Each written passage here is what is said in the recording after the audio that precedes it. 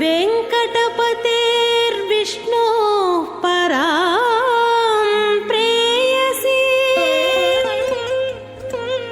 तद्वक्षस्थलनित्यवासरसिकां तत्क्षान्तिसंवर्धिनी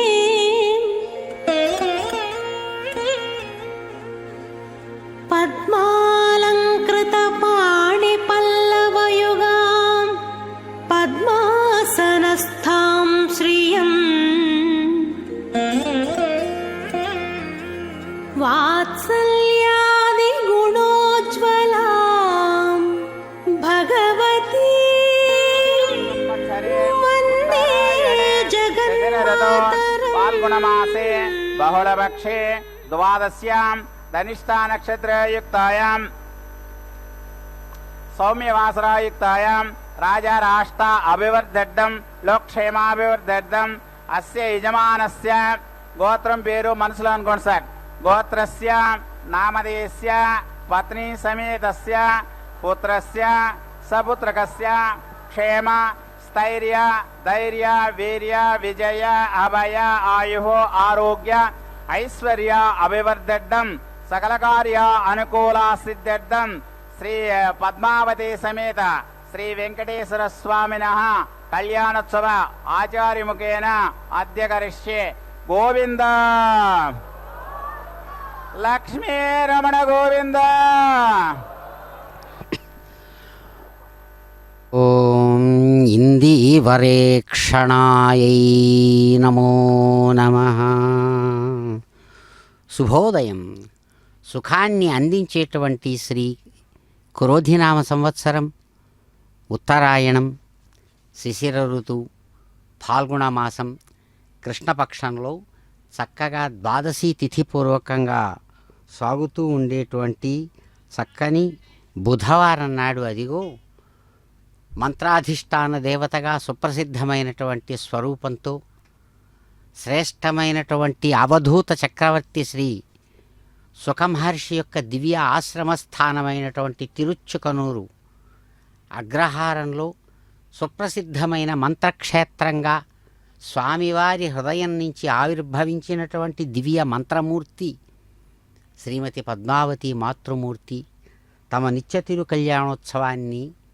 నిర్వహించుకుంటూ అనుగ్రహిస్తున్నటువంటి అద్భుతమైనటువంటి క్షణాలు. అదిగో శ్రేష్టమైనటువంటి నీలమణి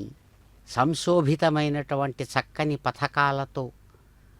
అమ్మవారు అందమైనటువంటి స్వామివారి రూపుదిద్దుకున్నటువంటి శ్రేష్టమైనటువంటి పథకం ఆమె వక్షస్థలం మీద మెరుస్తూ ఉండగా అద్భుతమైనటువంటి ఈ కాలానికి చక్కగా వికసించి ప్రకాశించేటువంటి అందమైన పుష్పాలతో సుప్రసిద్ధమైనటువంటి మంత్ర కిరీటాన్ని ధరించినటువంటిదై అద్భుతమైన రీతితో అమ్మవారు అందమైనటువంటి కళ్యాణ వస్త్రాన్ని అలవోకగా ధరించి సూర్యుని నుంచి ప్రకాశించేటువంటి అనేకములైనటువంటి వర్ణాలతో కూడినటువంటి విశేషాలతో ప్రకాశించే విధంగా అందమైన కళ్యాణ వస్త్రాన్ని తాము స్వయంగా ధరించినటువంటిది పరిమళభరితమైనటువంటి పుష్పరాజాలు ఏర్చి కూర్చి తీర్చిదిద్దినటువంటి ఆ అద్భుతమైనటువంటి గజపుష్పమాలా విశేషాలతో చక్కగా ప్రకాశిస్తూ ఉన్నటువంటి దివ్యమూర్తిని కనులారా దర్శిస్తూ ఉన్నాం. హస్తద్వయేన కమలే ధారయంతీం స్వలీలయా హరనూపుర సంయుక్తాం లక్ష్మీం దేవీం విచింతయే. ఇంతవరకు ఎవరినైతే మనం చెప్పుకున్నామో అటువంటి దివ్యమూర్తి అందమైనటువంటి చక్కని హస్తపద్మద్వయంలో ఎంతో అందంగా ప్రకాశించేటువంటి రెండు పద్మాలను చక్కగా ధరించి లీలగా అనేక విధాలైన కాంతులీనుతున్నటువంటి హారాలతో పాదాలకు ధరించినటువంటి నూపుర ద్వయంతో ఎంతో అందమైనటువంటి ముక్కెరతో కూడినటువంటి అందమైన నువ్వు పువ్వు లాంటి నాసికతో చక్కని వాత్సల్యం నిండినటువంటి దృష్టులతో కూడిన అందమైన కన్నులతో అమ్మవారిని మేము చక్కగా ధ్యానిస్తాం. అటువంటి దివ్యమూర్తిని సాక్షాత్ పరమాత్మ యొక్క స్వరూపమైనటువంటి శక్తి రూపం, అటువంటి ఆ పరమాత్మ యొక్క శక్తి రూపాన్ని సచ్చక్తి రూపంలో, చిచ్చక్తి రూపంలో ఇక్కడ మేము దర్శిస్తూ జడశక్తి రూపంగా విశ్వరూపంగా ఉన్నటువంటి ఆమె యొక్క వైభవంలో మేము చక్కగా ప్రకాశిస్తామని సమస్త ప్రాణులు కూడా ఆ పరమాత్మ యొక్క స్వరూపమైనటువంటి శక్తిని అన్ని విధాలుగా ధ్యానించి పూజించి ఆరాధించి అనుభవిస్తున్నటువంటి ఈ క్షణాలలో భక్త సంకల్పపూర్వకంగా సాగేటువంటి పాంచరాత్ర ఆగమ విధాన విశేషంతో కూడినటువంటి అమ్మవారి కళ్యాణంలో అదిగో భక్తులందరూ అనేక నక్షత్రాలు, అనేకములైనటువంటి జాతులు, అనేకములైన వర్ణ విశేషాలతో కూడిన వారై అమ్మవారి ఎదురుగుండా సన్నద్ధమై అయ్యవారి అనుగ్రహాన్ని చక్కగా కోరుతూ వారి ఇద్దరి ఆశీస్సులు అందుకుంటూ అదిగో పాల్గొంటున్నటువంటి చక్కని కళ్యాణం విశేషంలో మనమందరం ఆనందంగా పాలు పంచుకుందాం, అమ్మవారి ఆశీస్సులు అందుకుందాం. ఇందిరారమణ గోవింద గోవింద.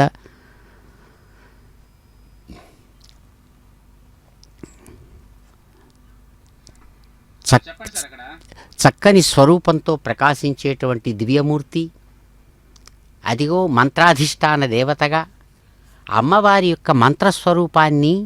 మంత్రశాస్త్రజ్ఞులు చాలా చక్కగా శక్తి రూపాన్ని ఆవిష్కరింపజేసుకున్నారు. పరమాత్మ యొక్క శక్తి శబ్దశక్తి రూపంలో ప్రధానంగా పనిచేస్తుంది. అలా శబ్దశక్తి రూపంగా పనిచేసినటువంటి వారి స్వరూపమే ఇక్కడ విశ్వరూపంగా వచ్చింది. దాన్నే పరా, పశ్యంతి, మధ్యమ, వైఖరి అని చెబుతుంది మంత్రశాస్త్రం. దాంట్లో వైఖరి శక్తి రూపమే విశ్వం. వైశ్వానరో రశ్మిభిర్మాపునాద్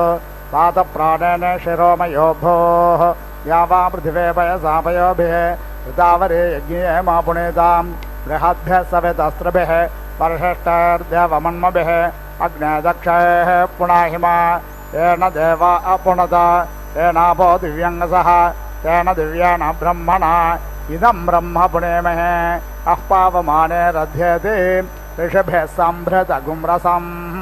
सर्वगुं सभूतमश्नादे स्वदितं मातरिष्वना पावमानेर्यो अध्येति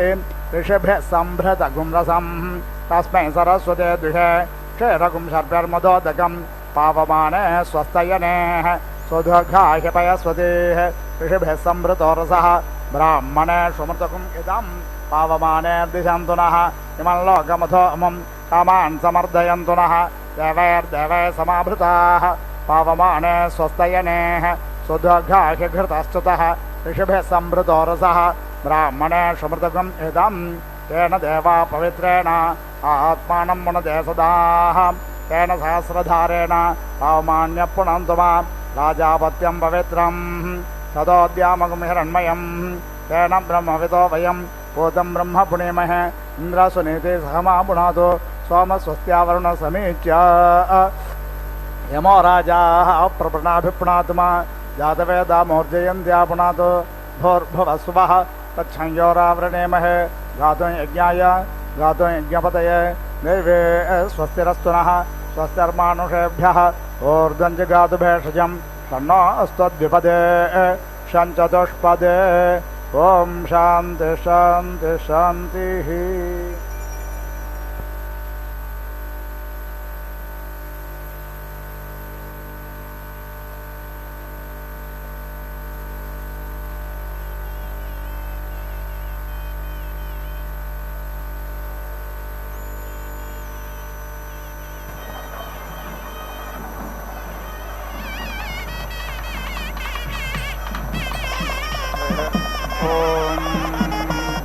प्रवावृजे सुप्रया बर्हिरे श्यामा विष्पते एव वीरेट इयाते विषामक्तो रुषसः पूर्वहोतौ वायुः पूषा स्वस्तये नियुत्वान् इन्द्रवायो बृहस्पतिं मित्राग्निं पूषन्नं भगम् आदित्यान्मारोदङ्गणम् करोणः प्राभिता भुवन्मित्रो विश्वाभिरुचिभिः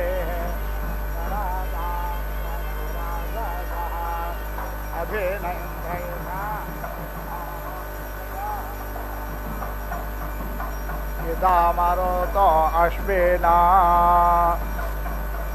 तं प्रत्नथायं वेनश्चोदयत्ये देवास आणकिलाभिर्विश्वेभिः सोम्यं मध्वो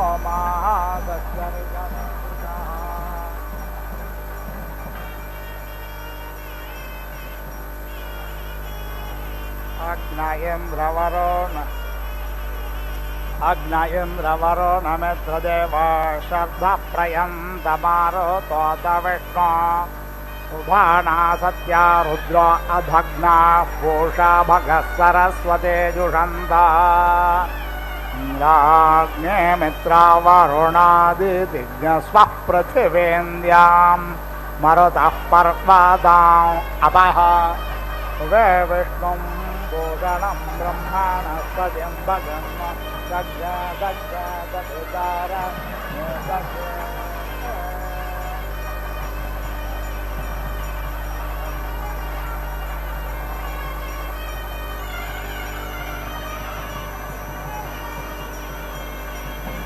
रुद्रा मेघना पर्वता सौवृत्रहत्य भराहोदौ सजोषाः यशग्नसतेधाये वज्र इन्द्रज्येष्ठा अस्मान् अवन्तो देवाः अर्वाञ्च अद्य भवता यजत्रा अपोहार्दिभयमाणो व्ययम् प्रार्थन् देवानिजुरोवृकस्य त्रार्थं कर्ताद पपदो यजत्राः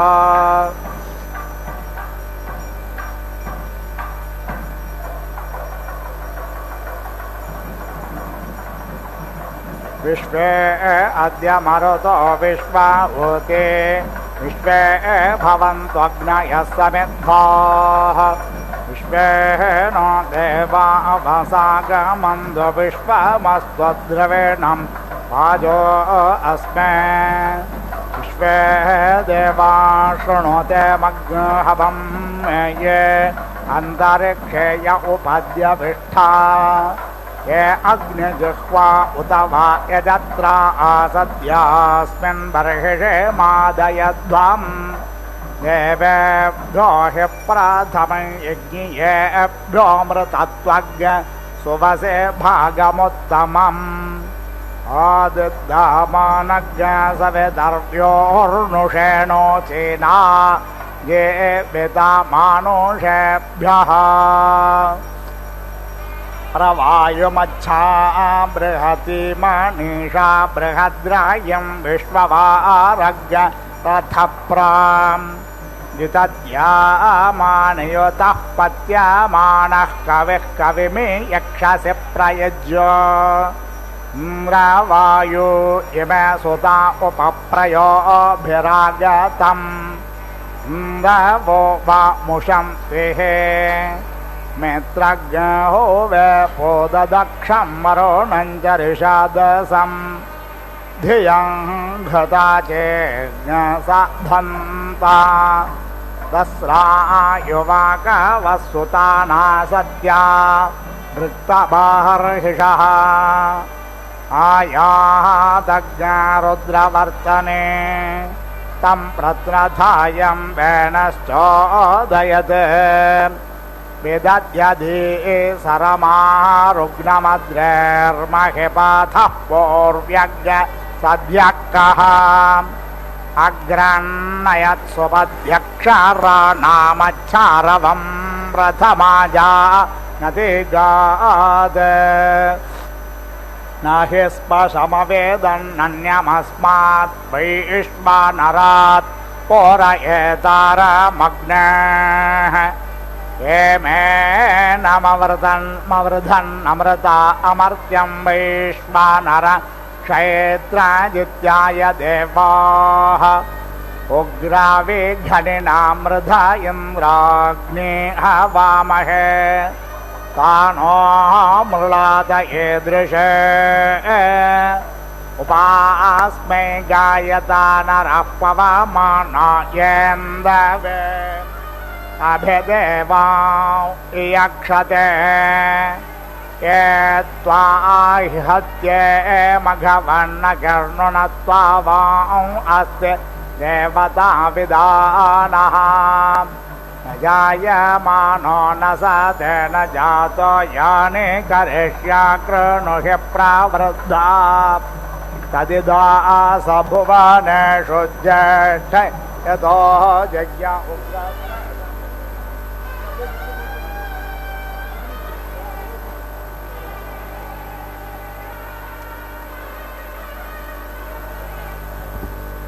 ये त्वा हत्ये मघवन्नगर्णुनत्वा वां अस्ति देवता विदानः ये त्वा हत्ये मघवन्नवर्धन्येषां बरे हरिवो ये गयष्टौ ये त्वा नो मदन्ति विप्राप्यभेन्द्र स्वमज्ञ सगणो मरुद्भिः जनिष्ठा उग्रः सहसेतुराय मन्द्र ओज्येष्ठ बहुलाभिमानः अवधन्निन्द्रं मरुतश्च तत्र माता यद्वेरन्दध अधनिष्ठा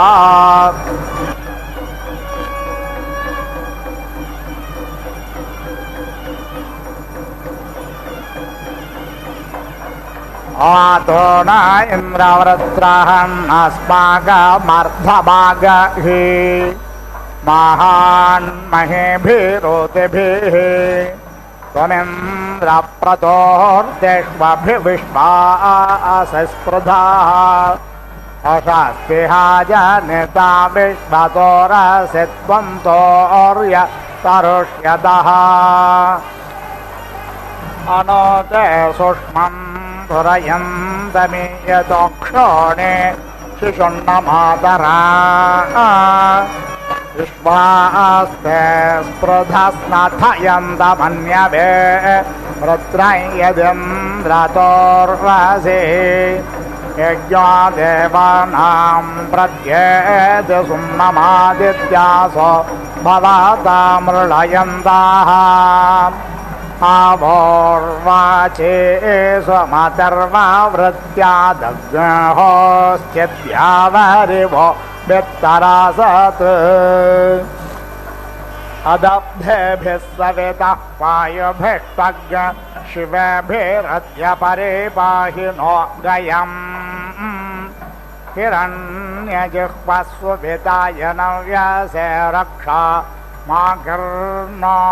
अघशग् स ईशता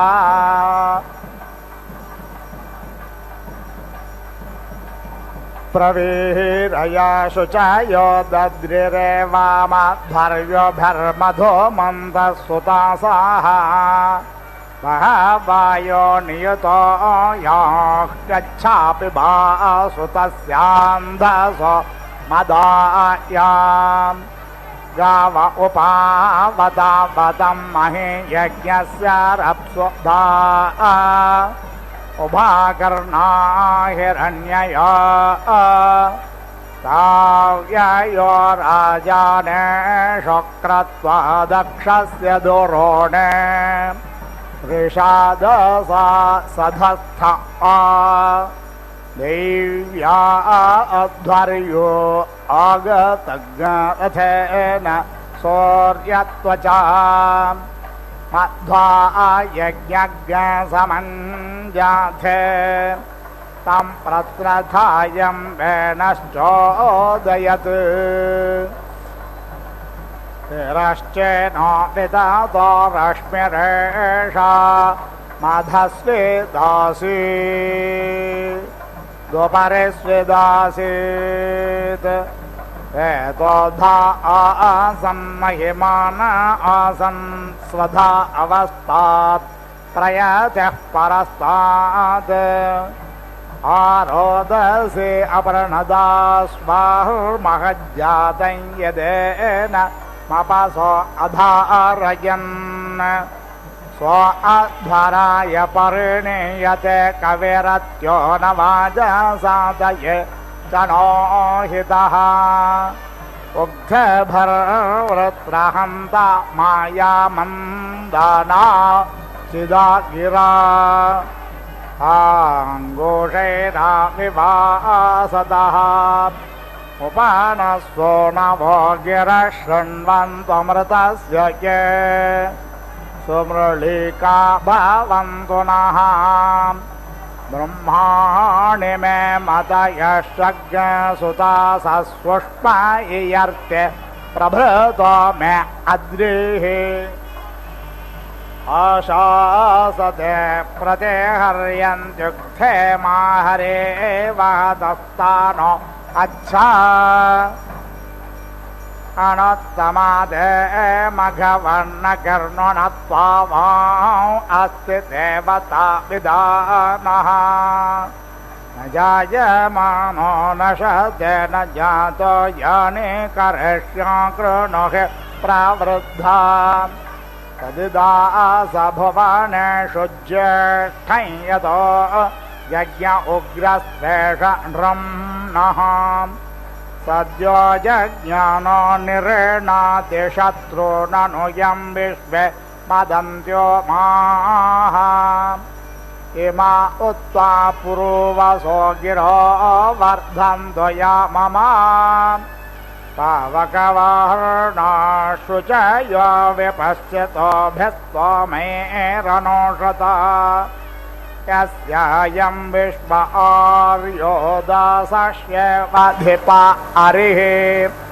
तिरश्चेदर्ये ऋषमे पवीरवितुभ्येत्स्व अज्यते रयिः अयज्ञसहस्रमृषेभ्यः सहस्कृतः समुद्र एव पप्रथे प्रत्यस्व अस्य महिमा गृणेशभो यज्ञेषो विप्रराज्ये अदब्धेभिः सवितः वायुभिस्त्वज्ञः शिवेभिरद्य परिपाहिनोदयम् हिरण्यजिह्वस्व विदायनं व्यासे रक्ष मा कर्णो अघशज्ञ स ईशता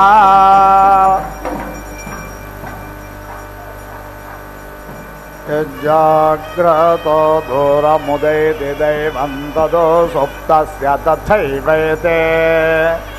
दूराङ्गमं ज्योतिषां ज्योतिरेकं तन्मे मनः शिवसङ्कल्पमस्तु पितुर्नस्तोषं महाधर्माणं तवेषें यस्य त्रुतो योजसा वृत्रं विपर्वमार्दयत् अन्विदनुमते त्वं मन्यासेषं च न स्कृध्ये क्रत्वे दक्षाय नाहिण प्रणयोज्ञेषितारिषः सिने बाले प्रथटुके या देवनामसि स्वसा योषस्वाहव्यमाहोदं प्रजां देवेदिभिनः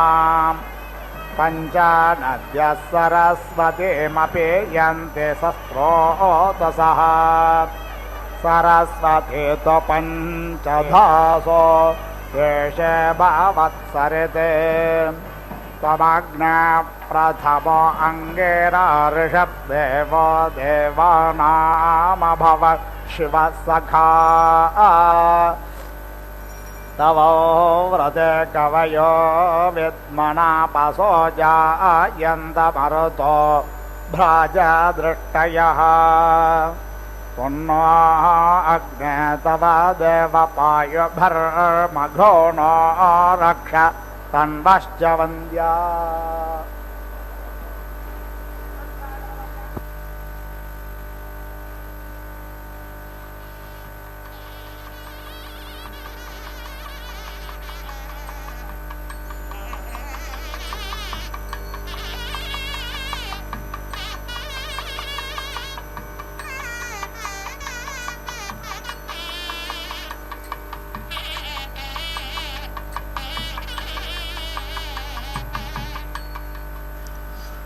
ఓం నమో సువర్ణసింహస్థాయై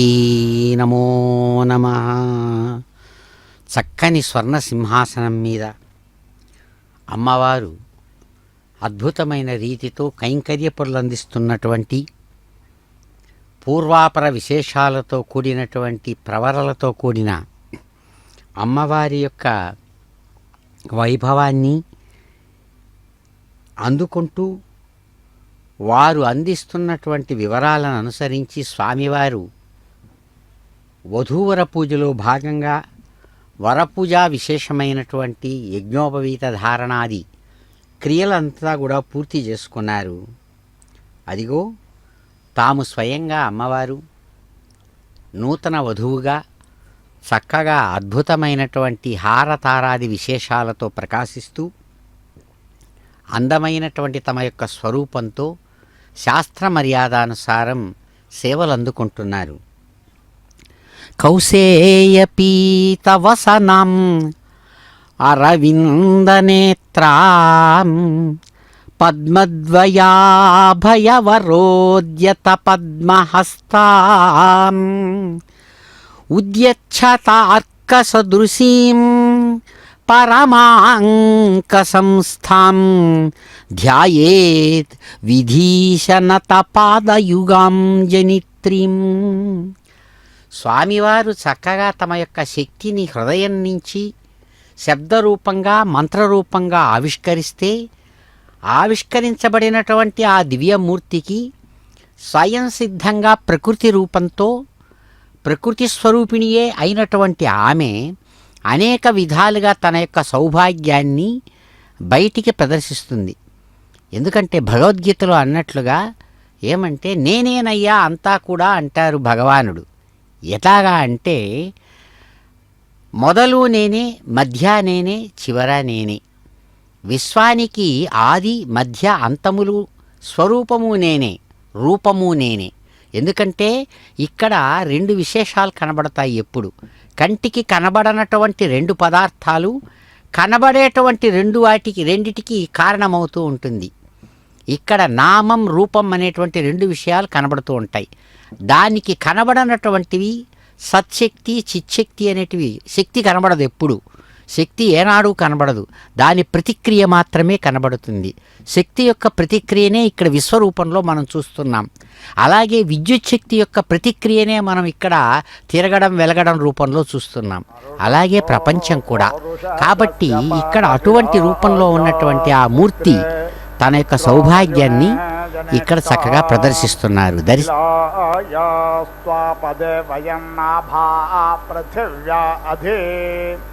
दिवो वर्ष्मन् समेध्यत ओज्येष्ठश्चर्षणे सह वेद्वाजस्य होतर्यज इलायास्त्वापदे वयन्नाभा पृथिव्या अधि जातवेदो निधे मह्यग्ने हव्याय वोक्लवे प्रमन्महेशवसानाय सुषमाङ्गोषङ्गिर्वाणसे अंगिरस्वत् सुवृक्तिभिस्त्वपदरग्नियायार्चामार्कन्नरे विश्रोताय प्रवो महे महिनमो भरध्वमाङ्गोष्यग् शवसानाय समा येना नः पूर्वे पितरः पदज्ञा अर्चन्तो अंगेरसोगा अविन्दन् इच्छन्ति त्वा सौम्याससखाय सुन्वन्ति सोमं दधति प्रयाज्ञसे तितिक्षन्ते अभिषत्तिञ्जनानामिन्द्रस्त्वदा कश्चन क्षिप्राकेतः न ते दूरे परमा छिद्रजाज्ञस्यात् प्रयाहि हरिवो हरिभ्याम् स्थिराय वृष्णे सवनाकृते मा युक्ता ग्रावाणसमिधाने अग्नौ अशाक्लं युत्स्वपृतमासुपप्रज्ञस्पर्शामप्साम् व्रजनस्य गोपाम् भरेषु जाज्ञ सुक्षितिज्ञ सुश्रव सञ्जयन्तन्त्वा मनो मदेमसोमा सोमो धेनुज्ञ सोमो अर्वन्तमोषुज्ञ सोमो वेरङ्कर्मण्यं ददाति साधुन्यं विदध्यज्ञ सभेयं पितृश्रवणै यो ददाशदस्मै त्वमिमा ओषधे स्वमविश्वा त्वमपो अजनयस्त्वङ्गाः त्वमाततं थोर्वन्तरिक्षं त्वं ज्योतिषा मितमोऽववर्धा देवेन नो मनसा देव सोमरायो भागज्ञ सहसावन्नभियुध्य मा त्वात नदीशीषे वीर्यस्य भयेभ्यः प्रचिकित्सागयुष्टौ अष्टौ व्यघ्यत्ककुभः पृथिव्यास्त्रिधन्वयोजना सप्त सिन्धून् हिरण्याक्षस्सविता देव आगाद्दधद्रत्ना दासोषेवार्याणे हिरण्यपानिः सविता विचर्षणिरुभे द्यावा पृथिवी अन्तरीयते अपामि वां बाधते वेति सूर्यमभिकृष्णेन रजसा यामृणोति हिरण्यहस्तो असुरस्सु नेधस्व मृळिकस्तभायात्पर्वाङ् अपसेधन् रक्षसो यातु धानानस्थाद्देवः प्रति दोषं गृह्णानः एते पन्थाः सवितः पूर्व्यासो रेणवः सुकृता अन्तरिक्षे ते भर्नो अद्य पथिभिः सुगेभिरक्षा च नो अधेज ब्रूहि देवा उभापि बदमश्विनो भानः शर्म यच्छतम् अवेद्रियाभिरोतिभिः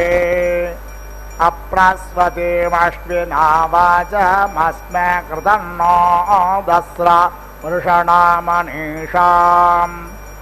अद्योच्येव से निःपायेवां मृधे च नो भवतं वाजसातो द्युभिरक्त्वभिः परे पातमस्मानरिष्टेभिरश्विना सौभाग्यभिः तन्नो मित्रो वरुणो मामहन्तामदितिः सिन्धुः पृथिवी उदद्योः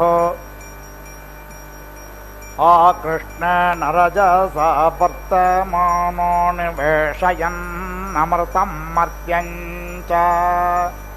हिरण्ययेन सविता रथेन देवो याति भुवनानि पश्यन् आरात्रिपार्धे वज्ञरजः पितरः प्रायिधामभिः दिवः सदाज्ञसे बृहति वितिष्ठसा त्वेषं वर्तते तमाः उषस्तच्चित्रमा भारास्मभ्यं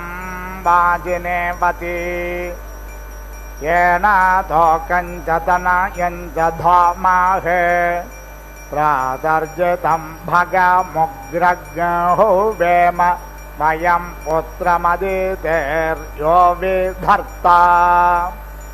आद्रश्चिद्यं मन्यमानस्त्वरश्चिद्राजा सिद्ध्यं भगं भक्षेत्याह पोषं तव व्रते वयन्नरिष्येम कदाचन स्तोतरस्त इह स्मसि पथस्पथः परे पतिं वचस्या कामेन हृतो अभ्यानलर्कम् स नो रासच्छरुधश्चम्रार्ग्रा धियं धियज्ञशेषधाति प्रपूषा त्रीणि पदानि चक्रमे विष्णोर्गोपा अदाभ्यः अतो धर्माणि धारयन् तद्विप्रासो विपण्यवो जागृवाग् सस्समिन्धते विष्णोर्यत्परमं पदम् घृतवती भुवनानामभिश्रियोर्वी पृथ्वीमाधुदुघे सुपेशसा या वा पृथिवे वरुणस्य धर्माणा निष्काभिते अजरे भोरे रेतसा येन सपत्ना अपते भवन्तीन्द्राग्निभ्यामव बाधामहे तान् वसवो रुद्रा आदित्या उपरिस्पृशम् मोग्रं चेत्तारमधिराजमक्रन्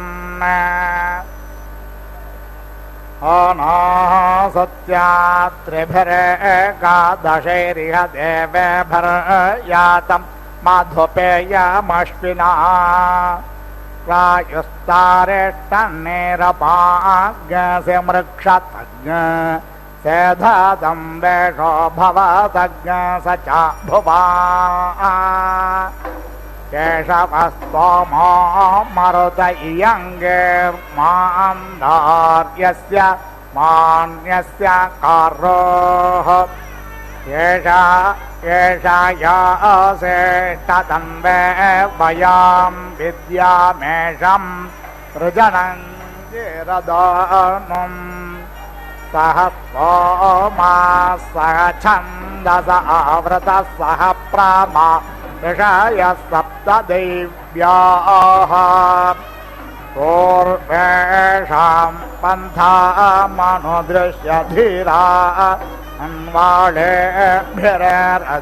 न रश्मेन् आयुष्यं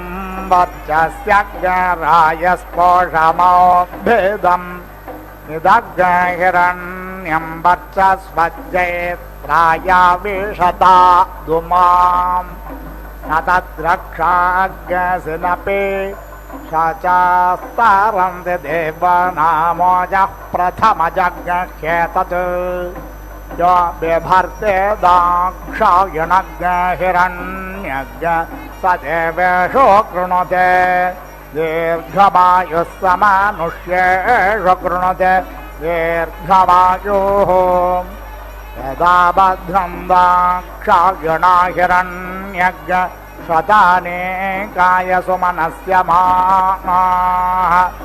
तन्म आबध्नामि शतशारदायायुष्माञ्जरदष्टिर्यथासम्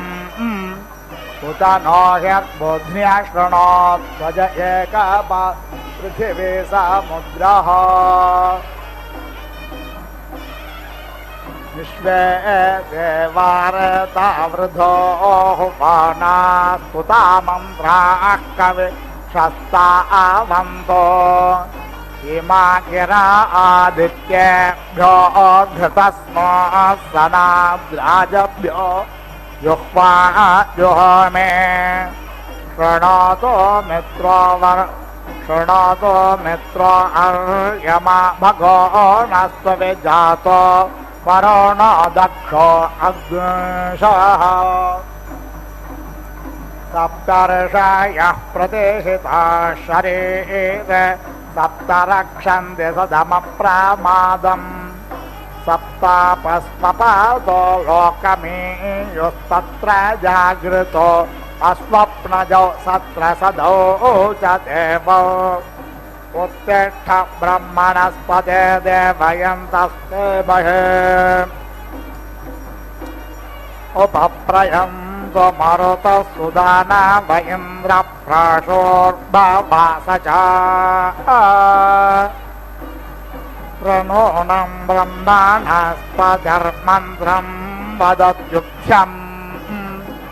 यस्मिन्निन्द्रो वरुणो मित्रो अर्यमा देवा ओकाग्यसि चक्रुरे ब्रह्माणस्पते त्वमस्य यन्ता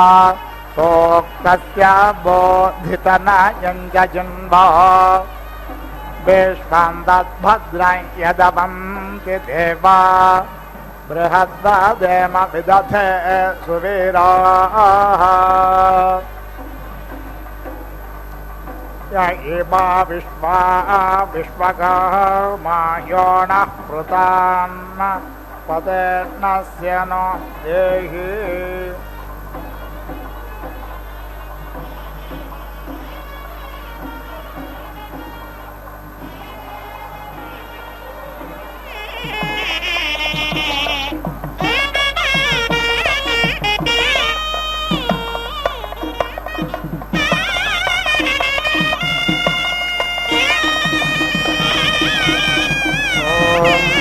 यो वसीय आयुत्सम्भूतं भूतम्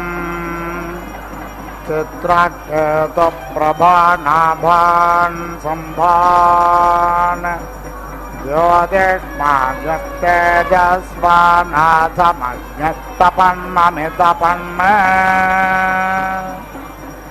रोचनो रोचमानशोभन शोभमान कल्याणः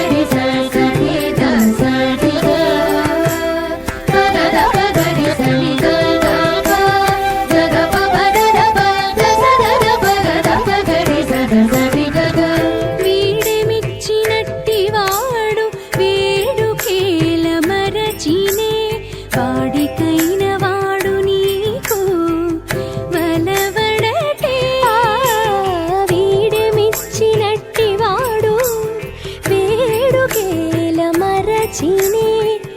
వాడికైన వాడు నీకు బలవడదే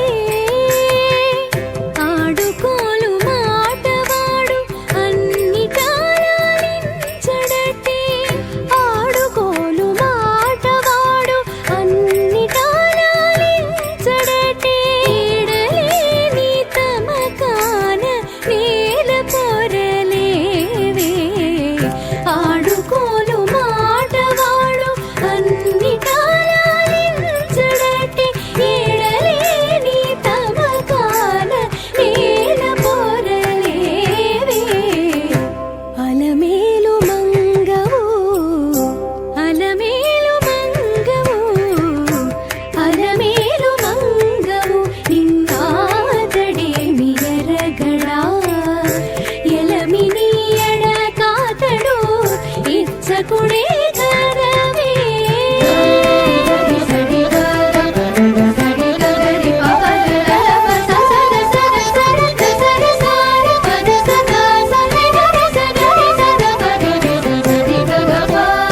ఆశ కొలిపిన వాడు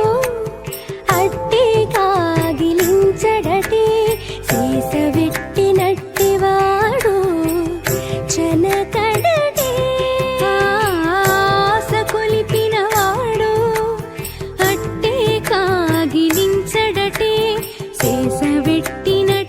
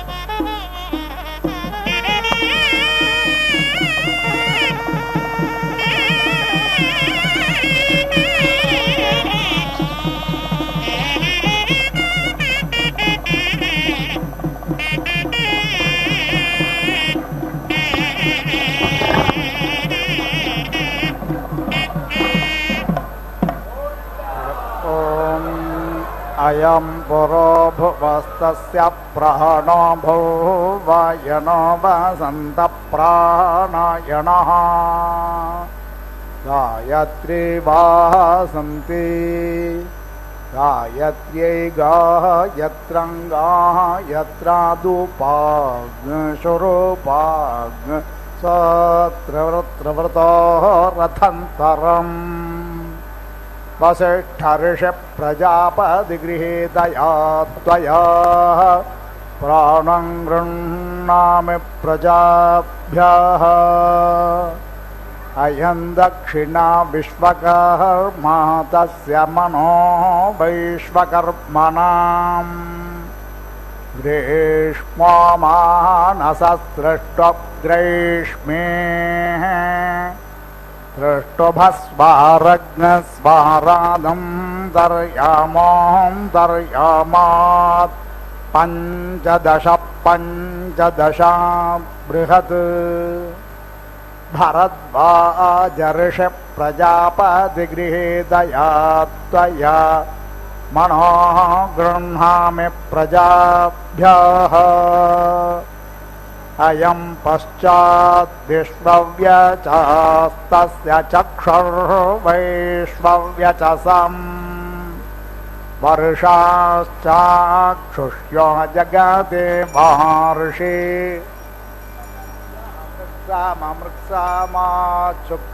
शुक्रात् सप्तदशाद्वै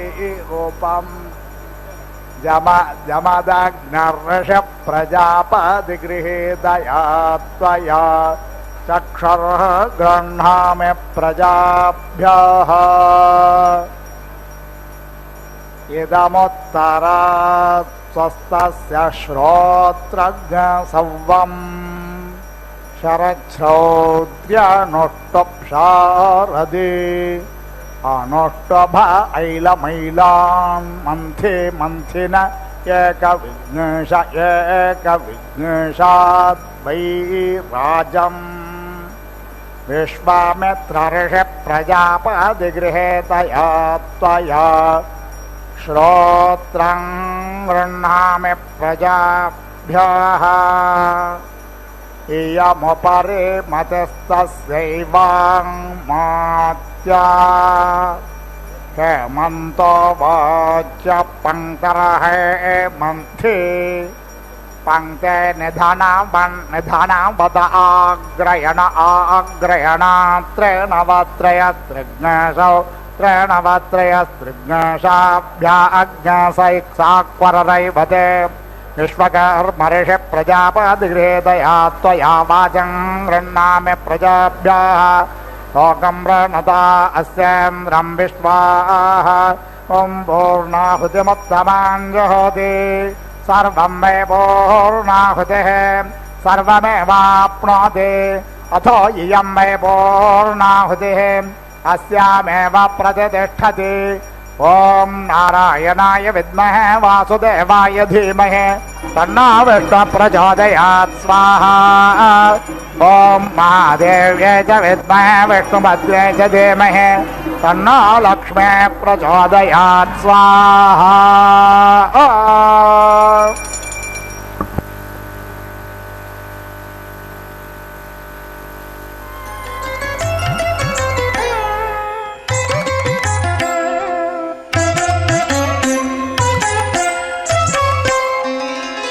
जयलक्ष्मी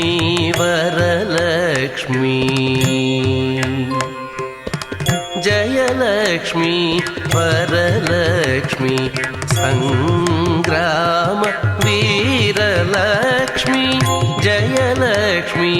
वरलक्ष्मी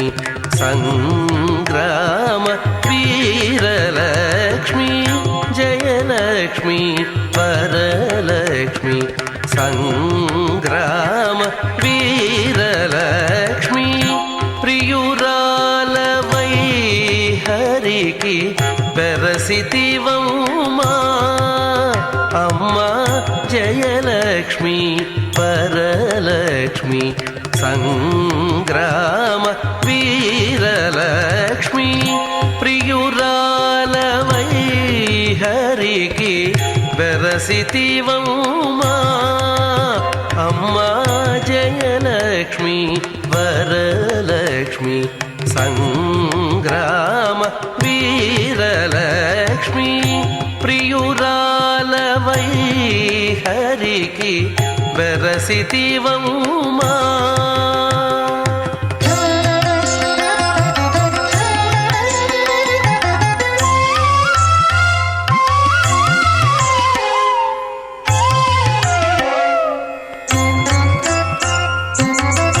పాలజల నిధిలోని పసనైన మీగడ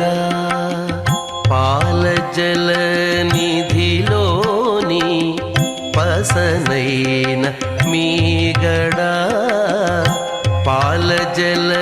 నిధిలోని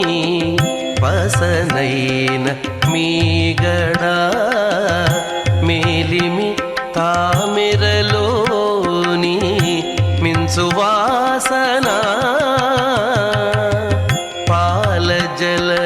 నిధిలోని పసనైన